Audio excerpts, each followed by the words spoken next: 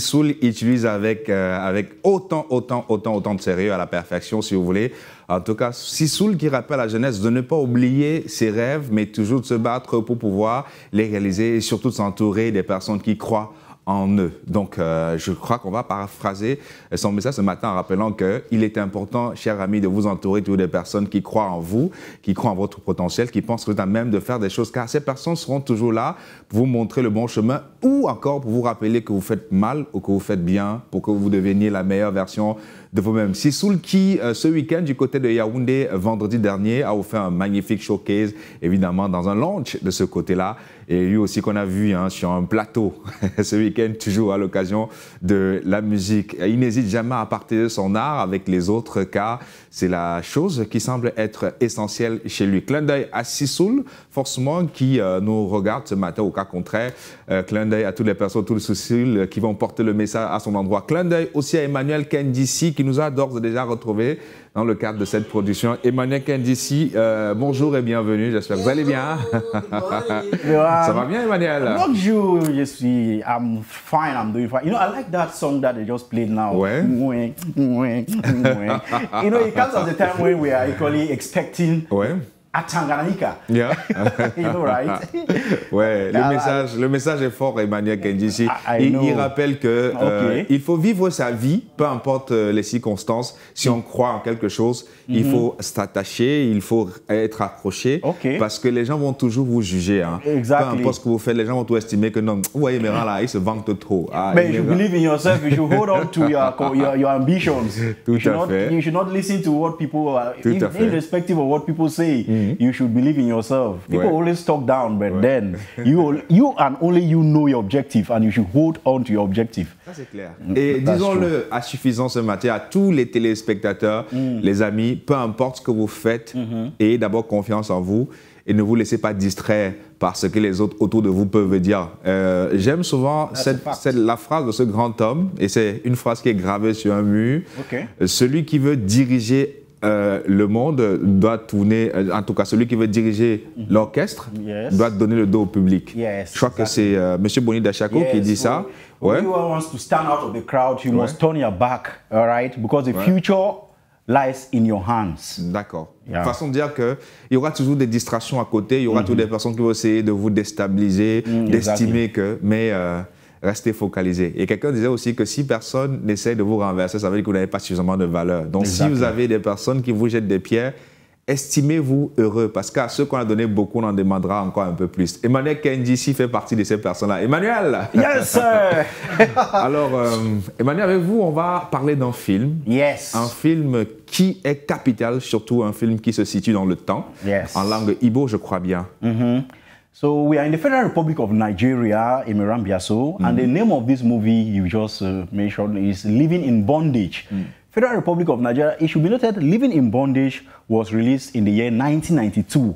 It came at a time when it is regarded as the movie, the Nigerian movie that raised that blow, that, as we say, it was a hit that gave the status of a blockbuster movie, Living in Bondage. It should be noted that before we are there, why the movie made that blockbuster success is because it came at a time when the film producers in Nollywood, that's the Nigerian movie industry, saw a problem, a marketing problem, and they capitalized on how to use that marketing strategy that worked. So before we are there to talk about Living in Bondage and how it blew or how it became a hit, let's look at the history of the Nigerian industry, the movie industry, briefly, because it is categorized under under four eras. All right, we have first of all the colonial era, that was the 1900s to the 1950s, when Nigeria was still a colony under British. By that time, the British colonial government controlled the production and the projection of movies, the screening of movies. As you would expect, it was just limited to some privileged people because movie was projected in cinemas, in theaters. You will imagine at that time around how many people will afford a ticket to buy a ticket to watch movie during colonial eras. You see how limiting it was. And after that era, that was the colonial era, it gave way now to what they call the golden age era of the Nigerian movie industry. Now, there was a transition because of that limitation. So many limited people could afford to go to cinemas. reason why they transitioned now to what they call the golden age era. That was the 1950s to the 1980s, when Nigeria had gained independence, as you expect. So now the movie industry, the business now went to the hands of local producers. And you would expect they tried as much as possible to make it accessible to people. So the accessibility became a factor.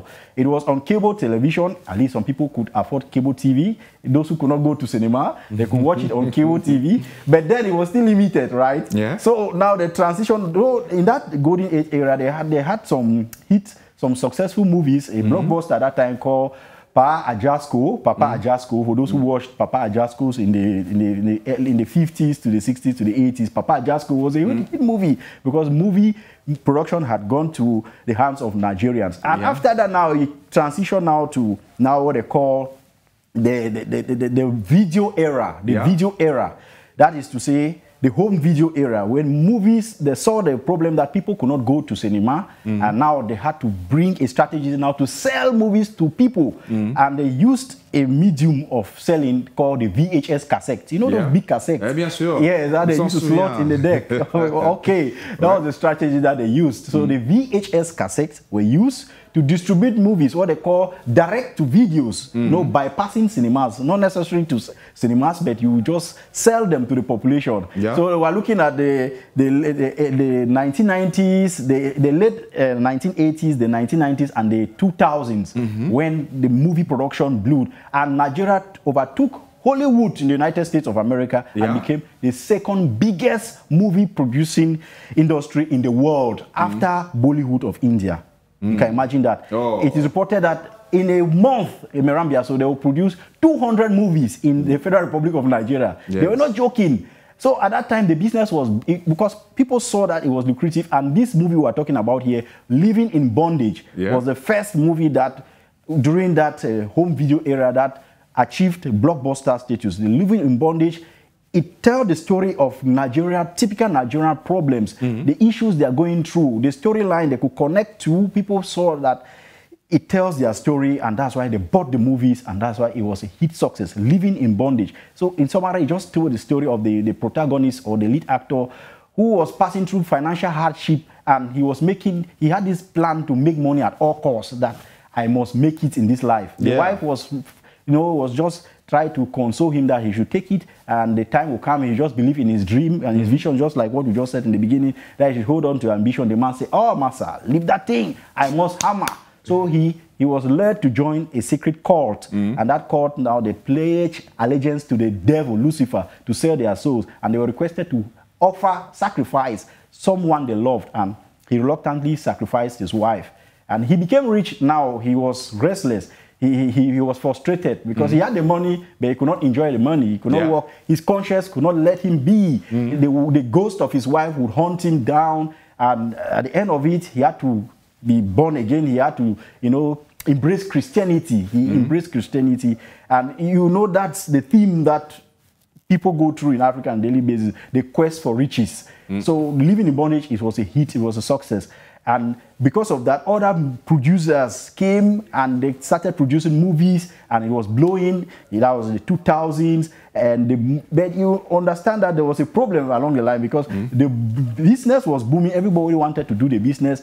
But then there was a problem of what they call copyright infringement. People began selling people's movie, pirating, what they call piraterie in French. People were pirating, and movie houses, as a result of that, movie houses became bankrupt at a point, because the production houses were not reaping the profit of their business, because their movies were being sold, clandestinely by these pirates, and some houses were shut down. So they had to revamp the industry. That moved now to the fourth era of Nollywood, which is called the modern Nollywood, or the new Nigerian cinema, which is the one that we are living in right now, the contemporary. So they had to fight that problem of copyright infringement, and now they transition back to producing their films, projecting them now on streaming platforms like Netflix, Prime Video, and it was equally streamed on cinemas and screened in cinemas, and some were equally sold on CDs. At least that helped to curb or check the piracy that used to be the case. So you see how they transition from the colonial era to now the new Nollywood. And it should be noted, that's how that movie, Living in Bondage, it paved the way for other producers. So it is a movie that it is noted that it has brought the Nigeria film industry to the spotlight. We have amazing Nigerian movies now. You can name them. Sophia in London. There's Isakaba. There is Living Daylight. There are so many movies that, in fact, Nollywood, as I just mentioned, is the second biggest movie producing industry in the world after Bollywood in India. You see, they are not stopping in Biaso. So that's the story this day. How people saw a problem and they capitalized and they came out with a marketing strategy to sell to the population, but then they had copyright issues and they had to revamp the industry. So that's what we're talking about here. You can see Cameroon movie industry, what they call Kollywood, is equally coming. You see the number of movies that we have already streaming on Netflix and other streaming platforms. There are now local movie makers, some in Mboya, some in other parts of Cameroon. They are making their movies, they are producing good movies, telling our stories, and they are being streamed on Facebook. You can watch it on Facebook. YouTube, YouTube rather, movies on YouTube.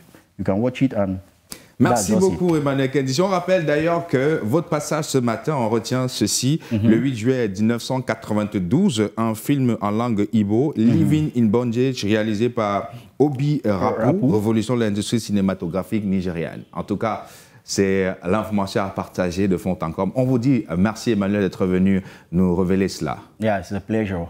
I hope you take interest in the movie production, right? Rassurez-vous. You should keep some money and start up your own production company. Pourquoi pas? Why not? On y pense, c'est important. Et puis je pense qu'il faut bien se reconvertir après toutes ces années avec ces expériences-là. Alors Emmanuel Kendi, si on dit souvent que l'histoire est le passé basé sur les écrits. Merci de nous avoir révélé cela. Et puis, je crois qu'à l'instant, on va marquer la transition qui nous permet justement d'aller découvrir ce que la presse papier nous propose en thème évidemment d'information aujourd'hui, puisque nous sommes le 8 juillet. D'ailleurs, on ne va pas cesser de rappeler que cette journée est dédiée à toutes les mariettes qui sont les saints patrons. On va surtout également profiter de l'occasion pour souhaiter la bienvenue à nos nouveaux téléspectateurs qui nous font confiance. Nous pensons principalement à ceux qui se sont connectés il n'y a pas longtemps. Évidemment, nous pensons à ceux qui nous regardent à travers notre application. Continuez de télécharger, bien sûr, sur App Store ou encore sur Play Store